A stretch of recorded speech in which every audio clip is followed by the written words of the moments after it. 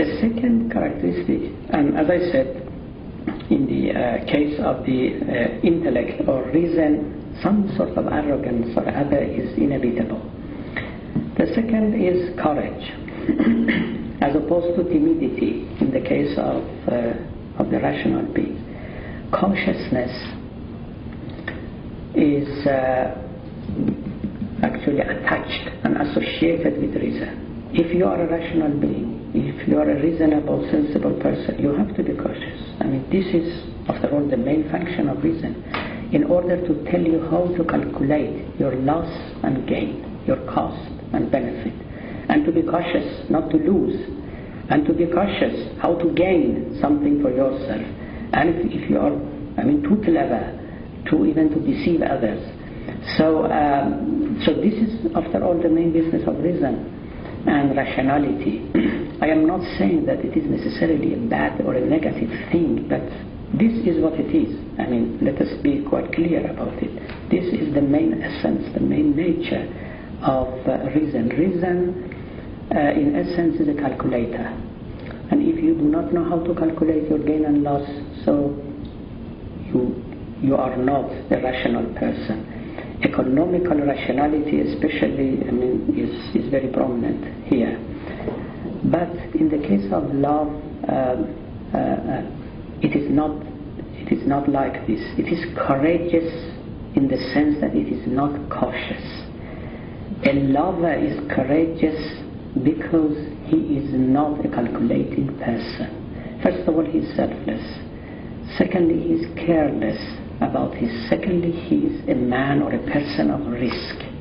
You see, reason does not allow you to risk. He only tells you and permits you to calculate. And when the likeliness of the gain is more, then you have to step in order to gain more. And when the likeliness of danger is more, so you have to abstain and to sit back and not to take action. But love is not like this.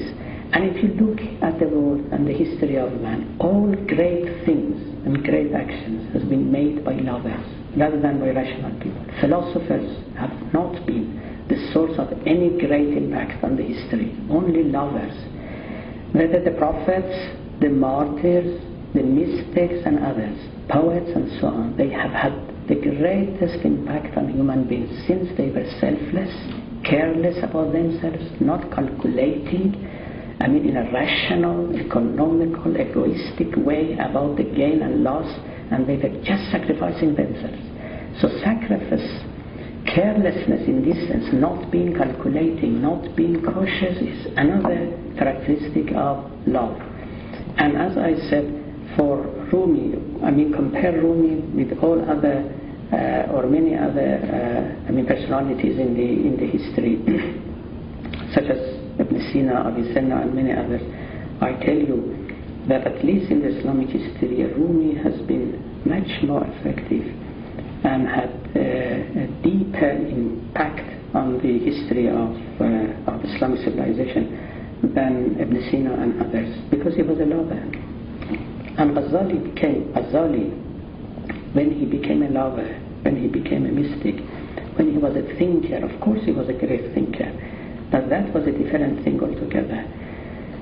In the case of love, what Rumi tells us is this business of the courage, which of course is associated and very close with the selflessness. You will see in the whole body of Masnavi that Rumi loves Ishmael a lot. Of course, this goes back to the history of the Old Testament and the history of Abraham. Now, Abraham had two sons, Isaac and Ishmael. But he was ordered by God to take one of his sons to slaughter. According to the Islamic literature, that son was Ishmael, of course. But according to the Jewish literature, that son was Isaac. Strangely and surprisingly enough, Rumi does not distinguish between the two. Sometimes he says that the victim, if you like, or the martyr to be, was Isaac, and sometimes he says he was the Ishmael. So this again must tell us something, that he did not much bother about history. He just bothered about the content rather than the container. Once in one place in Masnavi actually he says this exactly, that think about the content, not the container. No, whoever was the victim, whoever was the son of the Abraham, that does not matter. The very idea of the slaughter and the courage, both on the part of the father and on the part of the son, is what actually means to Rumi. He is so fond of Ishmael, or Ismail in Arabic.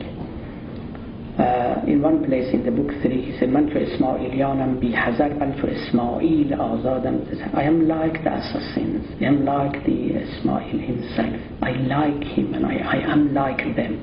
You know, assassins, the sect in the 5th and 6th century Islamic calendar, who were a very big threat to the Khilafat and the establishment of the time. They were called Ismailis.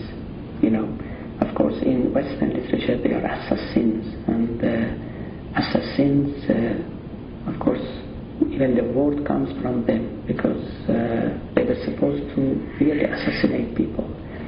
The real word is Hashashin, and Hashashin means the people who used herbs and grass, I mean particularly grass, because it is in their story that they used grass in order to become intoxicated and then try assassinations of others.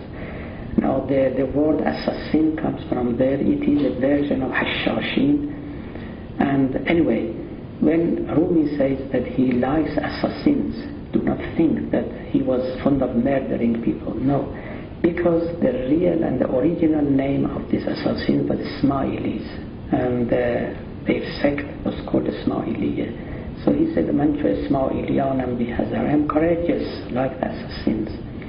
I am like Ishmael, free from head. I do not bother, I do not think of my head. I am so courageous and so prepared to offer my head to my beloved, and so on. So, and sometimes, of course, as I said, he uses the word Ishaq, means Isaac. موقوف فرمان تو ام، اسحاق قربان تو ام. I am your Isaac. And